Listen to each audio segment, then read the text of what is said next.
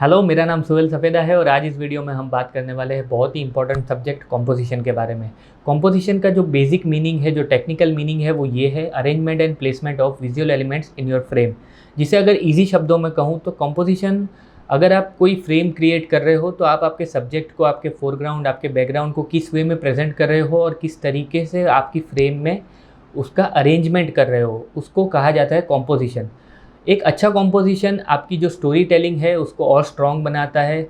और अगर आपके पास मान लीजिए बेस्ट इक्विपमेंट्स है, बेस्ट कैमरा है, बेस्ट लाइटिंग है, ऑडियो के लिए सारी चीज़ें आपके पास बेस्ट है, लेकिन अगर आपका कॉम्पोजिशन अच्छा नहीं है तो आपकी जो स्टोरी टेलिंग है वो आपके व्यूअर्स, आपके जो यूज़र्स है, जो आपका कंटेंट यूज़ करते हैं, वो नहीं समझ पाएंगे और आप उसे अच्छे से प्रेजेंट नहीं कर पाओगे। कॉम्पोजिशन जो है वो प्रैक्टिस से आता है और प्रैक्टिस से ही डेवलप होता है।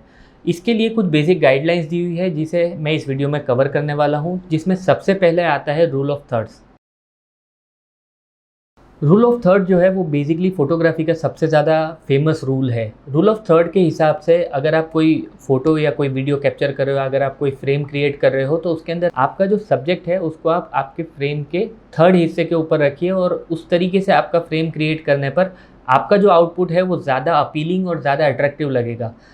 रूल ऑफ थर्ड जो है वो साइकोलॉजी से जुड़ा हुआ है, ह्यूमन साइकोलॉजी से जुड़ा हुआ है, जिसे गोल्डन रेशियो भी कहा जाता है। लेकिन गोल्डन रेशियो जो है वो रूल ऑफ थर्ड से थोड़ा सा डिफरेंट है।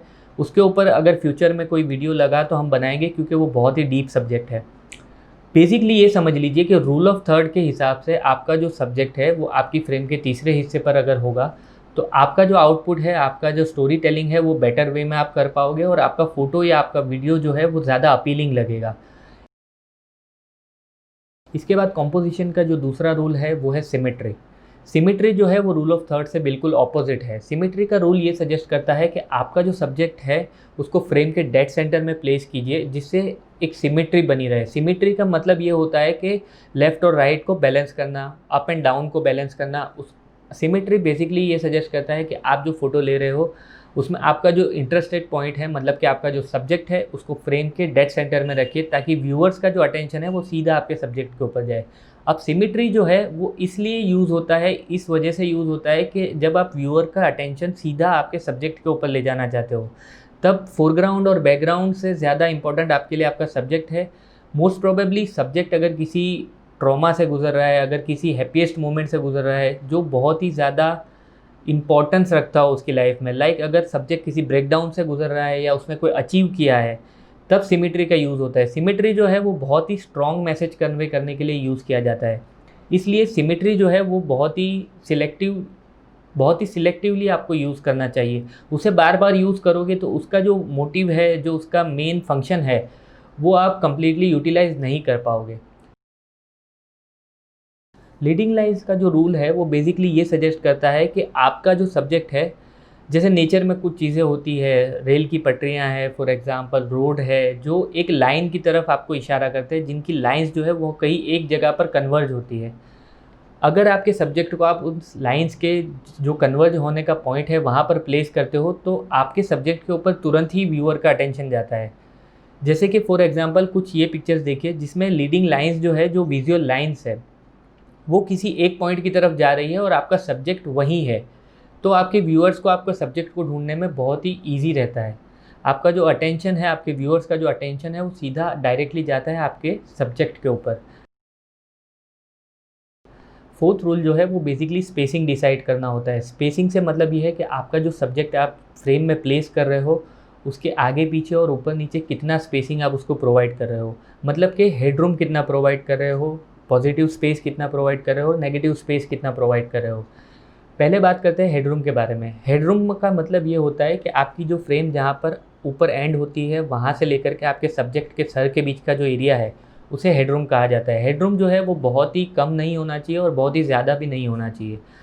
अगर प्रॉपर हेडरूम आप प्रोवाइड करते हो, एक एडिक्वेट अमाउंट का हेडरूम अगर आप प्रोवाइड करते हो, तो आपका जो इमेज है, जो आउटपुट है, वो एक प्रॉपर वे में परसीव किया जाएगा, एक प्रॉपर वे में दिखेगा। दूसरी चीज़ जो है पॉजिटिव स्पेसिंग और नेगेटिव स्पेसिंग।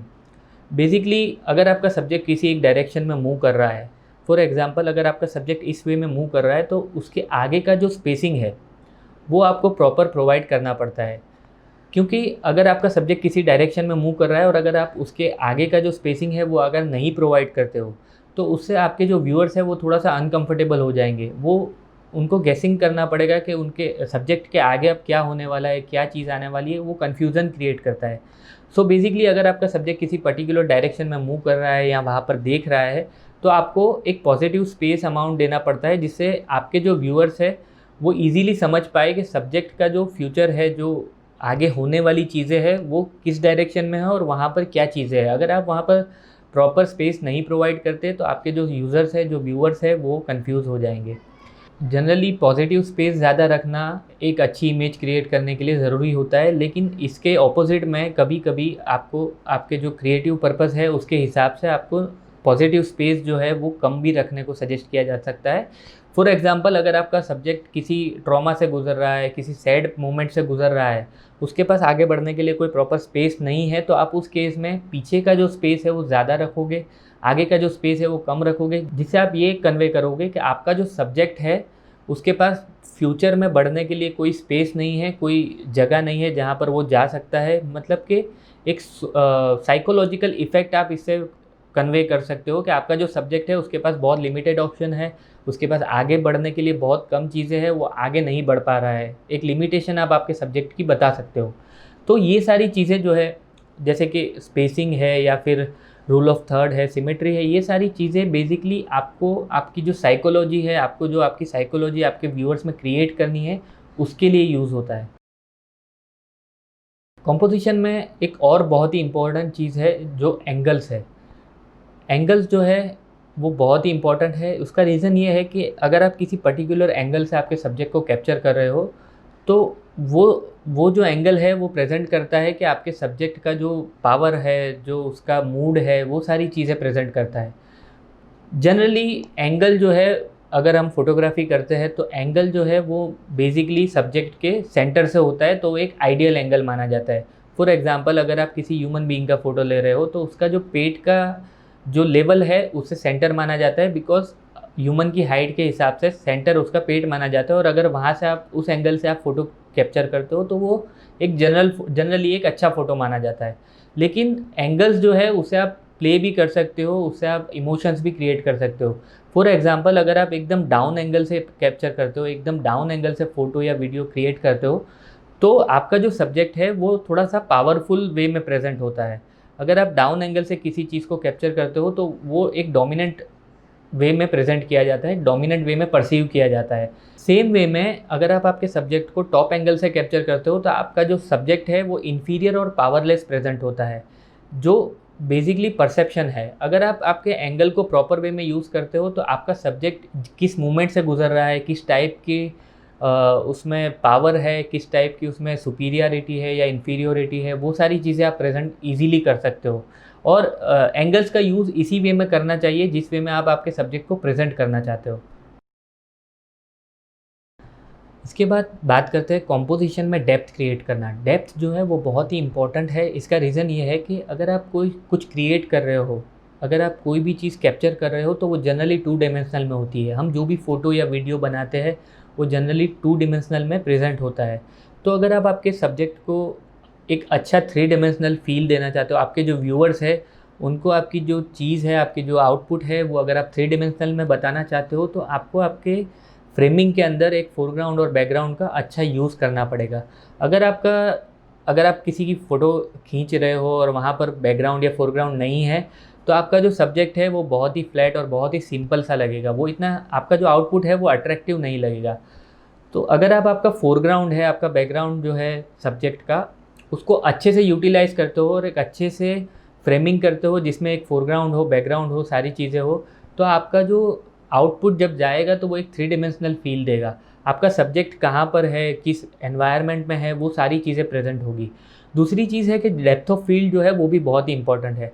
अगर आप सिर्फ़ और सिर्फ़ आपका एक पर्टिकुलर सब्जेक्ट है और दूसरी जो चीज़ें हैं वो इतनी इम्पोर्टेंस नहीं रखती, तो आप जो आपकी डेप्थ ऑफ फ़ील्ड है वो शैलो रखोगे और बहुत अच्छे से आपका बैकग्राउंड और आपका फ़ोरग्राउंड ब्लर करोगे, जिससे एक ज़्यादा 3 डायमेंशनल आप वर्ल्ड क्रिएट कर सकोगे।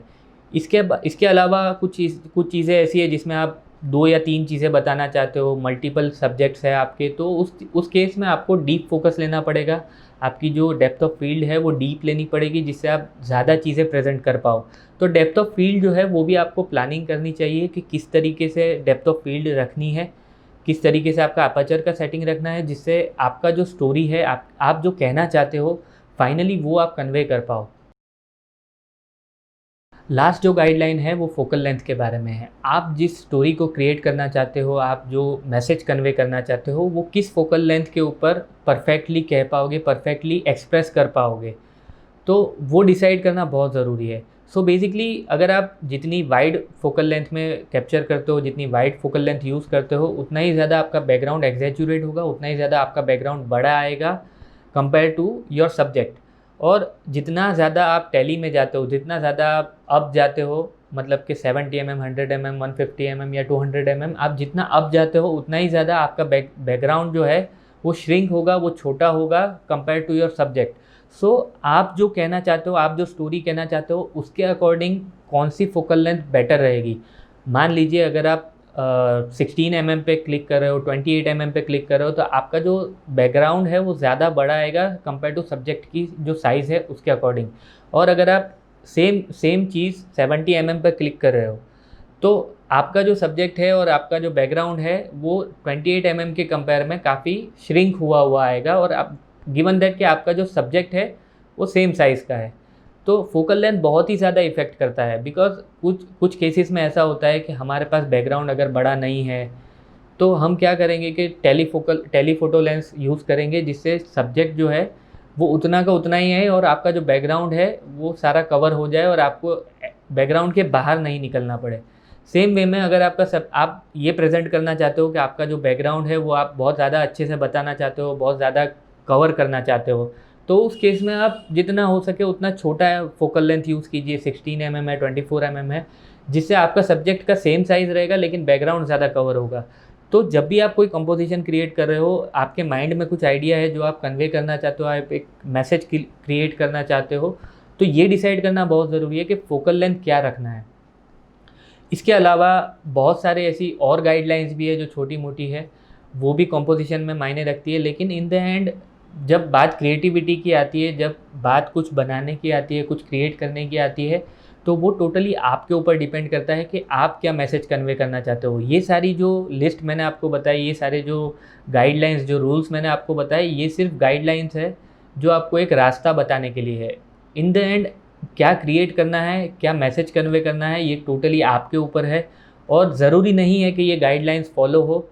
ये सिर्फ एक आपको रास्ता है जो जिससे आप इजीली समझ सकते हो कि जो ह्यूमन साइकोलॉजी है उसको क्या पसंद है, एक अच्छा वे क्या है। लेकिन एट द एंड आपकी क्रिएटिविटी, आप जो मैसेज कन्वे करना चाहते हो वो ज़्यादा इम्पोर्टेंट है, और उसके लिए जो गाइडलाइंस आप यूज़ करो बेहतर है। अगर उसे नहीं यूज़ करना है तो वो भी बेहतर है, बट एट द एंड आपके जो यूज़र्स है, जो आपका जो आउटपुट है, जो आपके कंज्यूमर्स है, वो सारी चीज़ें सेटिस्फाइड होनी चाहिए, तभी आपका जो कंपोजिशन है वो अच्छा होगा। सो इस वीडियो के लिए बस इतना ही। Thank you so much, have a good day.